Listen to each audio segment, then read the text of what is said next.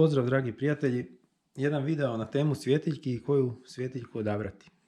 Na stolu sam složio dosta toga što imam, što koristim već dugi niz godina, od nekih najosnovnijih, najmanjih svjetiljki za ključeve do nekih koji koristim za ove neke druge potrebe koje daju malo više svjetla. Što se tiče toga što odabrati, koju svjetiljku uzeti, u kojoj situaciji, ja bih ih svrstao u nekoliko različitih kategorija. To su prvenstveno prva kategorija svakodnevnih svjetiljki, znači nešto što nam je da li na ključevima, da li svakodnevno u džepu. Druga kategorija bi bila ove lampe koje koristimo osobno da li negdje u ormaru ili u nekom spremištu gdje mi je potrebno svjetlo, a nije možda dostupna struja, odnosno nije dostupna u tom nekom zabačenom kutu. Treća kategorija bi bile ove naglavne lampe različite snage, različitih kvaliteta proizvođača. Četvrta kategorija bi bila više ona za izlete, kampiranja, gdje nam je potrebno nešto što će nam dati što jednostavnije, šire raspršeno svjetlo. Sljedeća kategorija bi bila možda ove ručne lampe, malo jače snage, za neke specifične situacije, isto tako mogu poslužiti i u šumi i na nekim izletima, kampiranjima. I zadnja kategorija bi bila u biti LED, odnosno baterijski reflektori, koji s druge strane daju neko jače svjetlo, usmjereno svjetlo kada radimo nešto što jednostavno nam je potrebno malo veći, malo širi spektar rasvjete. E sad, što od ovoga izabrati možda u nekoj svakodnevnoj situaciji i da li svakodnevno treba ovo sve? Ne. Da li je dobro imati nešto od ovoga? Svakako je dobro imati. Jedan ovakav, prije svega mali privjesak koji ide na ključeve, osobno nosim na ključevima od automobila, na ključevima od kuće i ponekad stavljam i na samu jaknu, znači na patent od jakne, jer jako dobro može doći u slučaju da nema javne rasvjete, da idete negdje možda u prirodu, gdje vam trebaju možda slobodne rubke, a imate ovo okačeno o da li hlače, da li možda na to stavite karabiner kao na ovu malo veću svjetiljku isto tog tipa koja može poslužiti kao i otvarač. Uvijek ste spremni iskoristiti i posvijetliti, odnosno dobiti bar određen izvor svjetlosti ako ga nema u toj situaciji u kojoj se nalazite. Osobno meni je ovo glavni favorit. Kažem, nosim svakodnevno na ključevima. Znači može se zaglaviti ovdje samo ovaj prekidač. Svjetiljka može raditi obješena da li o ključeve, da li možda na kopču jakne ili negdje gdje ste to stavili i može vam jednostavno posvijetliti u nekoj situaciji kad nema električne energije. Ovo je možda malo veća izvedba, koja je upogonjena, mislim, sa one LR44 baterije, 3 komada idu unutra. Karabiner svakako dobro dođe da se to može staviti isto tako, da li na ključeve, da li negdje drugdje. I u tu svakodnevnu upotrebu ja bih svrstao ove baterije tipa 3A veličine uloška, zato što jednostavno stane u šaku, ili možda AA, koja je opet nešto malo veća, nešto malo robusnija, daje više svjetla, ali opet može zauzeti više mjesta, više teži, dok opet ima neke dodatne stvari tipa, ajmo reći da je možda i neka početna verzija ove taktičke svjetiljke gdje u nekim slučajevima možete možda razbiti i staklo ili nešto, iako mislim da je opet ovo nešto premalo i preslabo za takvu situaciju, ali može poslužiti. Drugo, što se tiče ovih nekih, ja ih zovem lampi za ormar, stubišta, šupe, podrume, zgodna stvar kod nestanka električne energije ili situaciji kada nema električne energije.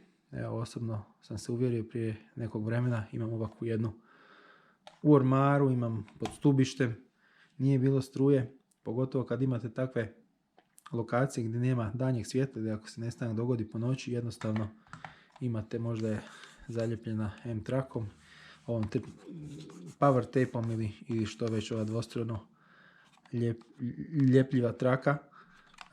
Neke se mogu učvrstiti i vicima, imam i jedne i druge. Postoji LED trake ovakvih ili većih, širih dimenzija koje isto mogu poslužiti na isti način, zgodna stvar.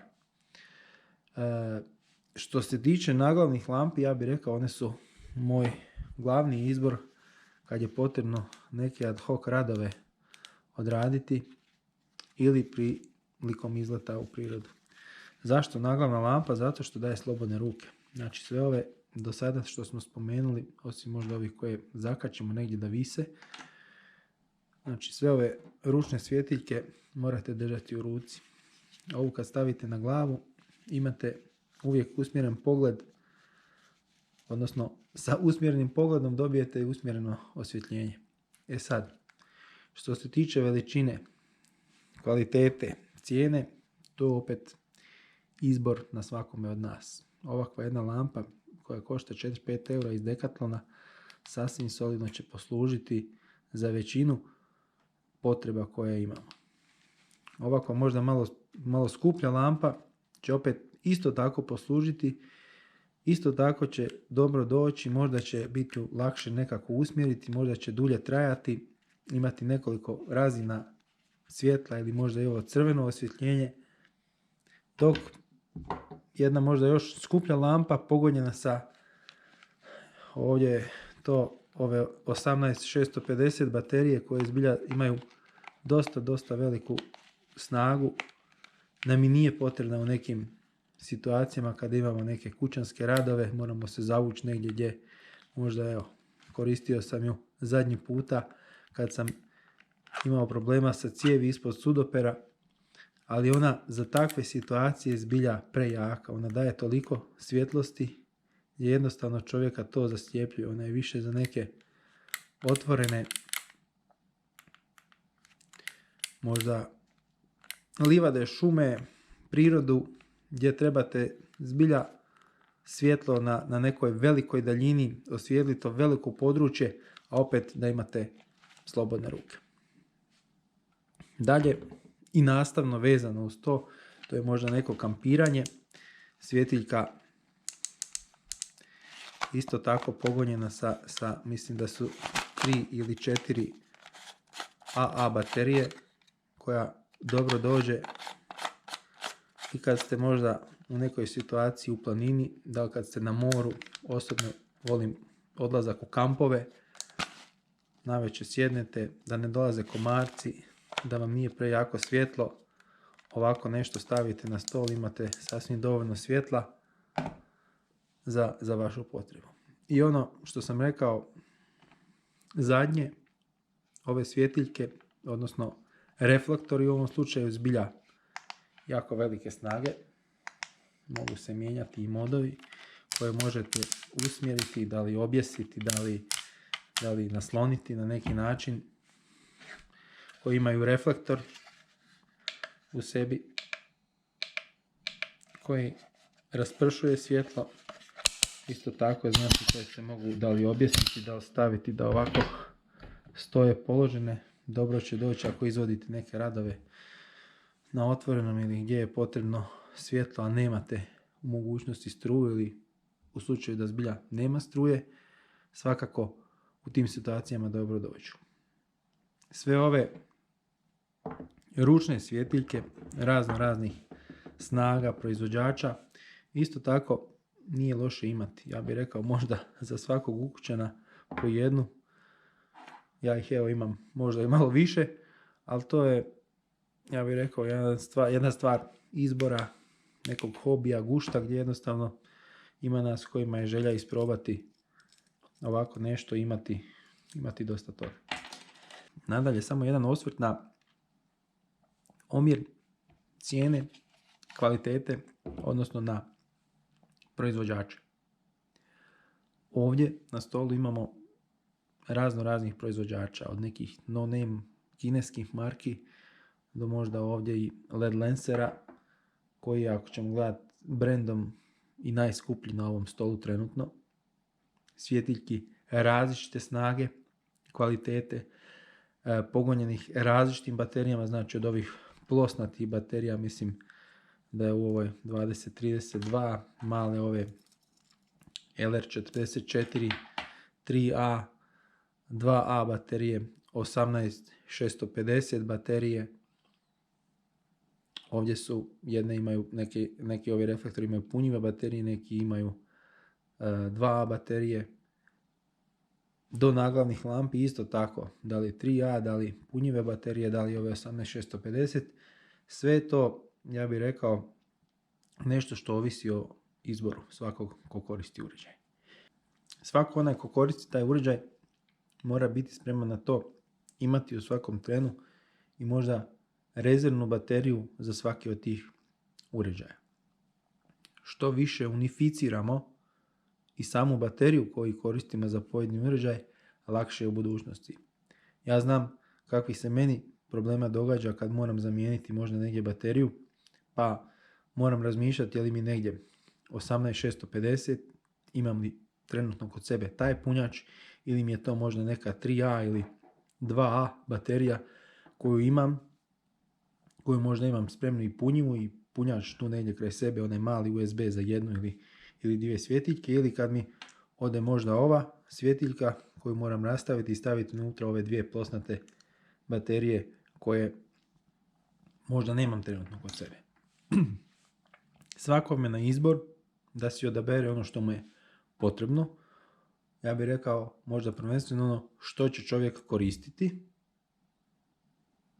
Da li za svakodnevne potrebe pa to nositi na ključevima ili u džepu, ili imati negdje spremljeno u kući naglavnu lampu ili ovakav reflektor za neku situaciju kad nam zatreba, ili evo kao što ja kažem, imam u nekoliko mjesta u kući ovakvu svjetiljku koja sigurno mi dobro dođe svakodnevno u ormaru kad tražim neku robu, a ne želim paliti svjetlo i to svjetlo ne baca dovoljno u ormar, do ovih ručnih lampi koje onda nosimo po potrebi kad nam zatrebaju. Ili kad idemo na neki izlet, neko kampiranje ili neku takvu situaciju u prirodi. Da li vrijedi kupiti nešto kvalitetno? Vrijedi. Vrijedi onome ko će to koristiti, ja bih rekao, svakodnevno. Vrijedi onome kome je to možda i dio posla. Nama kojima je to neka obična zanimacija i hobi, čisto radi hobija, vrijedi svašta isprobati, ali isto tako neko ko želi imati nešto, da li spremljamo negdje za neku situaciju kriznu kad će zatrebati, a nada se da će mu to što rjeđe trebati, mislim da može poslužiti i bilo kakva svjetiljka, neovisno o tome da li bila naglavna neka low end za 30-40 kuna, odnosno sada 5-6 eura.